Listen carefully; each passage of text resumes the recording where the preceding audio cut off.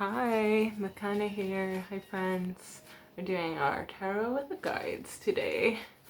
And we'll just see what guidance we need to get through today. We're in the early May. Happy Fat Tuesday. May the 4th be with you. And all of that. Wow. So, I don't know if you listened to the talk yesterday, but discipline. So it's exact same card showing up.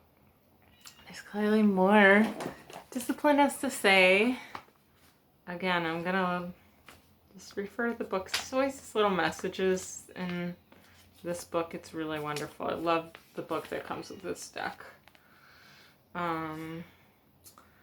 Dedication, training, work, and skills. So our focus is really on what ways we need to develop ourselves, what ways we've been striving to develop ourselves, putting our focus and staying fixed and steady, not jumping from one thing to another. Like there's energy right now that wants to be moved in a steady direction, and it wants to be nourished and maintained.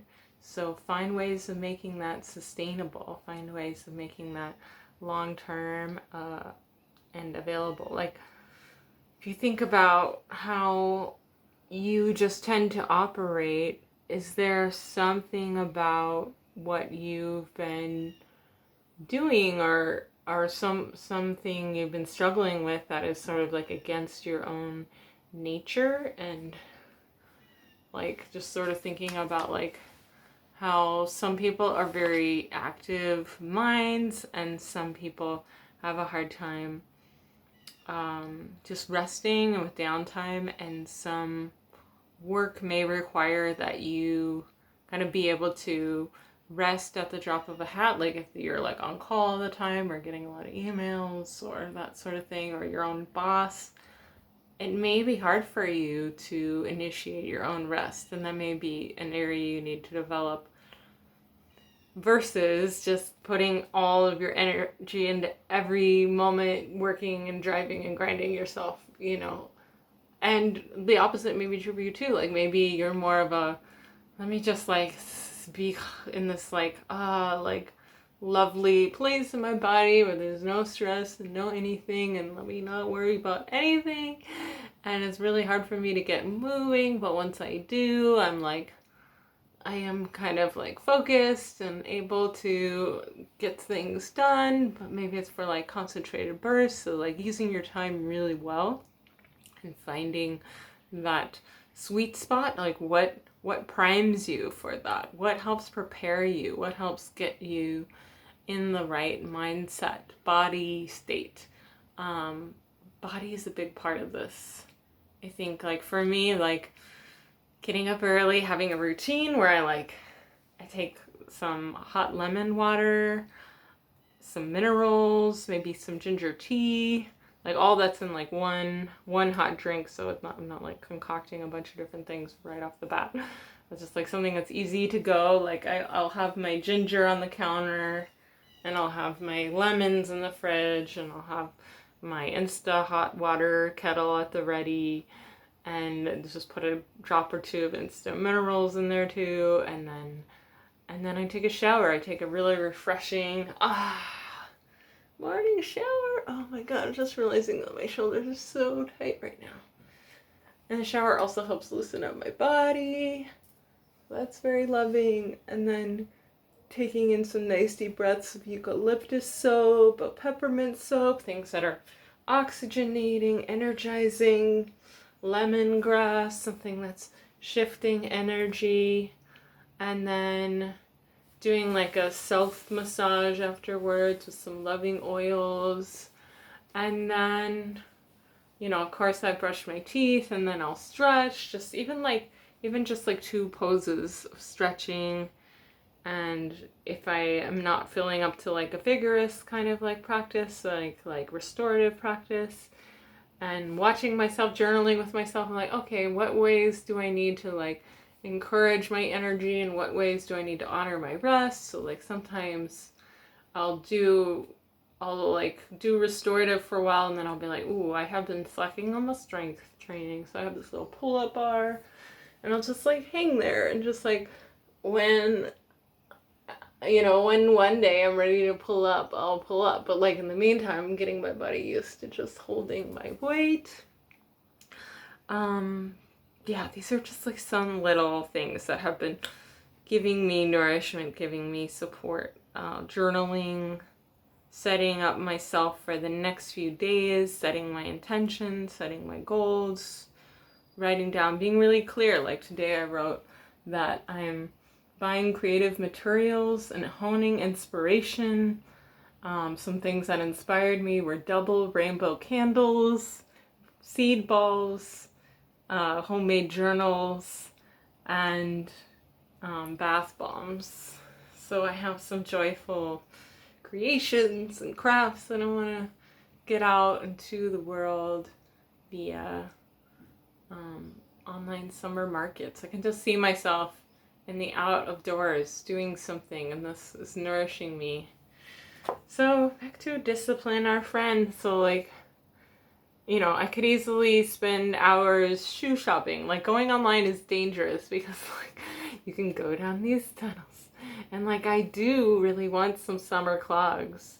And discipline's like, well, how much time is okay to spend on that? Maybe you need to like clock your hours. Like maybe you need to give yourself a schedule that's like, okay, I'm spending this much time doing my practical and my like monetary supporting things, my crafts, or doing art, or I'm just developing myself, like whatever it is, like focusing on that primarily, and then rewarding myself with something like 15 minutes with a timer set of shoe shopping, because like it's ridiculous, guys. Like the planet needs us to not spend all our energy on things, and she's like, please just like, why don't you turn that energy into like making wildflower seed balls and then like distributing them in the world and feeding the butterflies? And I'm like, okay,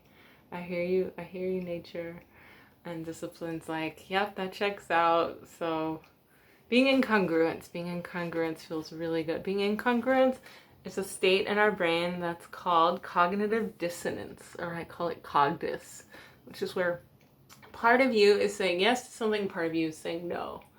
And we're in a state of cognitive dissonance. It's so stressful in the brain. It's so stress inducing.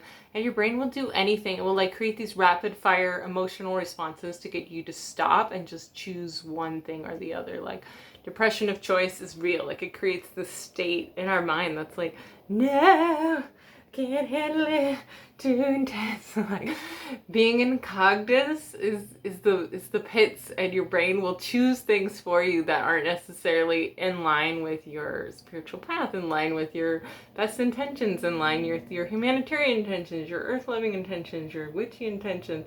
It's gonna like just choose whatever's like available and easy.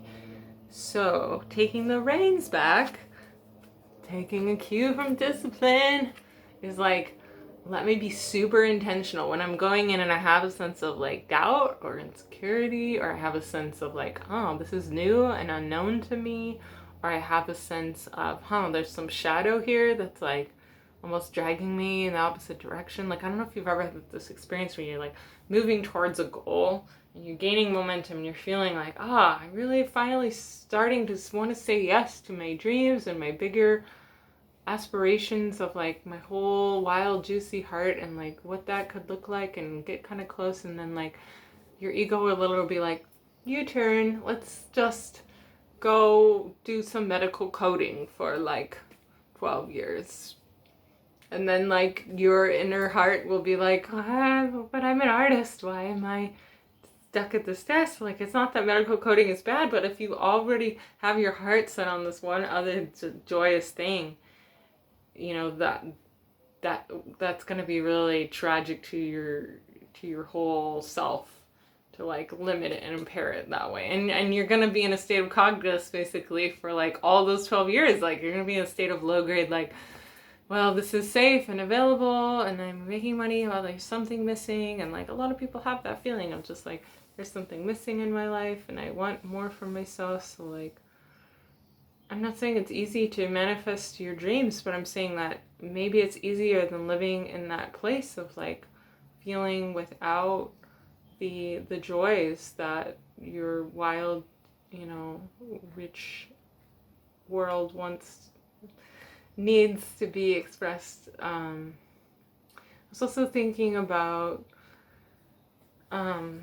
just like the messages of like the environmentalist movement. Is just like, how can we put our gifts into action, into actionable channels that are creating good. And then there's actually extra motivation. Like that's a great way to create congruence when you're like, well, not only is this something I enjoy, but it's aligned with something I really believe in, and it's aligned with something that's urgent and needs my help. So like really checking in with yourself about your values and what's important to you right now, what's calling on you. There's a lot of aspects to being of service in the planet right now.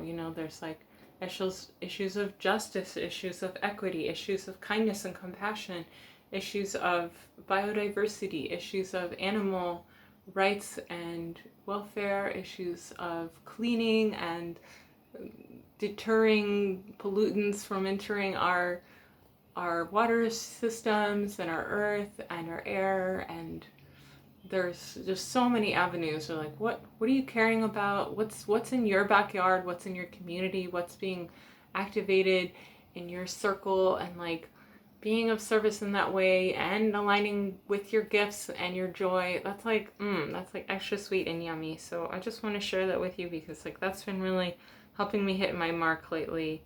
Because to me, it has to be bigger than just me. It's not about just my own little wants in the world. Those are nice. Those are good things to have. But like, obviously there's so much we can do. So discipline, figuring out what ways I want to be of service. And to me, it's like, I want to share my love and my passion with others about how I care for this wild earth and how to keep it wild, and connecting with people's hearts. And I think that can be done in a lot of ways. I think art is really important, a really important way of connecting to people's hearts. So I hope your heart is connected, and I hope you find that channel for your creative flow, and really keep the channel clear today.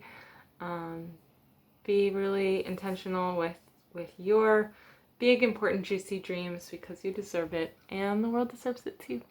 Thank you for joining me. See ya.